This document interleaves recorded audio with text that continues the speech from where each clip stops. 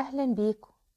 طاجن المسقعة المصري من غير اللحمة، حاجة كده تفتح النفس على سفرة سحور رمضان. هنعمله مع بعض النهاردة زي بتاع المطاعم. لو عجبتكم الوصفة هستنى منكم الاشتراك في القناة واللايك والشير، ويلا بينا على الفيديو علشان نشوف الطريقة ونعملها مع بعض. هبتدي الاول واقلي المكونات بتاعتنا. معايا هنا اهو بتنجان مقطع مكعبات، شايله جزء من القشره وسايبه الجزء التاني. زي ما احنا متعودين القلي في الوك ما بنحطش عليه ملح وما بنحطش كمان ما بننقعهوش في ميه. بختبر كده الزيت لحد ما يبتدي ان هو جاهز، وبعد كده بنزل بكميه البتنجان بتاعتنا، ويدوبك بس بوزع البتنجان بالشكل ده وبسيبه لحد ما يبتدي ان هو يتشمع. وبعد كده ببتدي ان انا اتعامل معاه. اول ما وصل للدرجة ديت ببتدي بقى ان انا اقلبه علشان خاطر يتحمر من جميع الجهات. اول ما يوصل للدرجة ديت خلاص ببتدي ان انا ارفعه من الزيت. شايفين اللون بتاعه ما بيكونش غامق وما بيكونش فاتح قوي. برفع كل الكمية وبسيب بس في الاخر الحبة دولت موجودين في الزيت لحد ما بحط بقية المكونات التانية عشان ما يسيبش الزيت فاضي. معايا كمان بطاطس مقطعة مكعبات، وبحطش بطاطس كتير، يا دوبك بتبقى بطاطساية كبيرة او 2 وسط علشان بس تدينا طعم مع المسقعة. وبرضو زي ما احنا متعودين من غير ملح ومن غير كمان ما تتنقع في مية. وبقلبها اول ما بتبتدي ان هي تتشمع بالشكل ده. انا مش عايزاها تتحمر جامد، انا عايزاها يا دوبك بس تاخد اللون ده كده حاجة بسيطة علشان هي هتكمل سواها كمان معانا في الصلصة. تيجي برضو ارفعهم كلها. بعد كده بحط فلفل، اي فلفل بقى الوان اخضر موجود عندك في البيت بس مقطع مكعبات كبيرة. وكمان واحدة من الشطة. مسقعة بتحبش الشطة كتير، بس عشان في رمضان انا ما حطيتش الشطة بصراحة كتير علشان ده سحور. اول ما يبتدي البتنجان انا مش عايزاه برضو ياخد لون جامد، انا عايزاه يوصل بس ان هو يدبل بالطريقة دي كده. كده خلاص بقت المكونات بتاعتنا تمام. مننساش الشطة. شايفين انا مش مدبلاها جامد.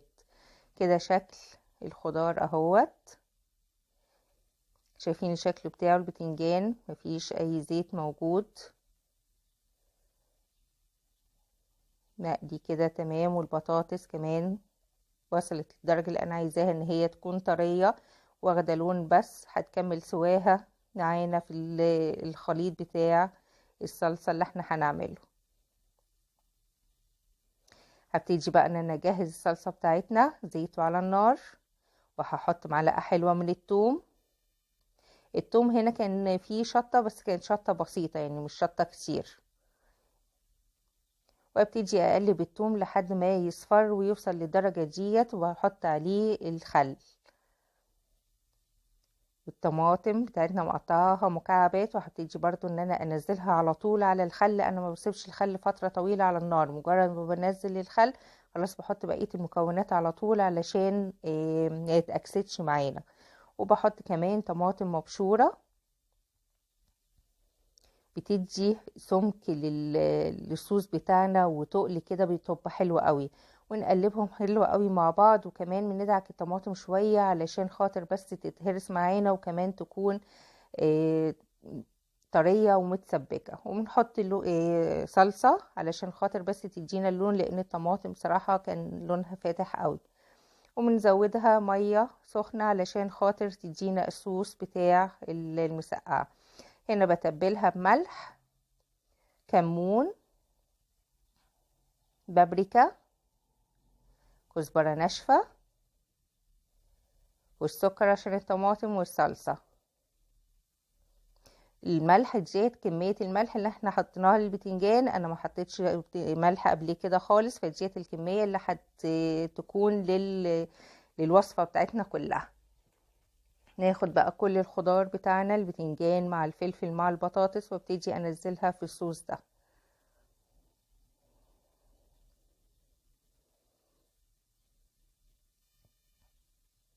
تقلبها حلوة قوي، ولو احتاجت مية بزودها علشان بس تستوي معانا وتدينا صوص كمان في التسوية. كده خلاص بقت جاهزة. هبتدي ان انا انقلها في الطاجن بتاعنا. معايا الطاجن كنت مسخناه علشان ما يبردش وما يبردش معانا الوصفة، وعلشان ما ياخدش معانا كمان وقت كتير في الفرن. وهبتدي ان انا اوزع فيه المسقعة بالشكل ده كده. نقدر ان احنا ناكلها من غير ما نحطها في الطاجن، بس الطاجن ده كده يعني حاجة كده مزاج لوحده. تيجي اوزعها وبحط شوية مية مكان الصلصة بتاعتنا، علشان بس تدينا يعني دمعة في الاكل، وكمان علشان ما تنشفش معانا في الفرن. ونزينها بالشطة اللي احنا كنا شايلينها على جنب بالشكل ده كده. شوية مزاج كده ثانيين لوحديهم، حبة طماطم.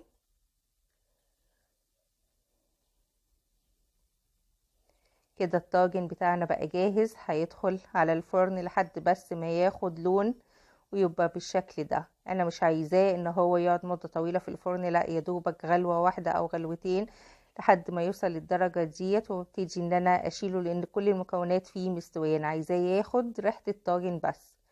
ده كده شكلها بجد حاجة لوحديها وهم. بجد اكلنا المصري جميل، مع طبق الفول بقى جنبيها، حاجة كده اخر مزاج.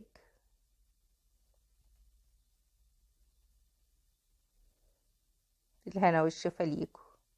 اتمنى ان الفيديو يكون عجبكم. لو عجبكم الفيديو ما تنسونيش في اللايك والشير. وشكرا ليكم وشكرا للمشاهدة، واشوفكم في فيديو جديد واقول لكم سلام.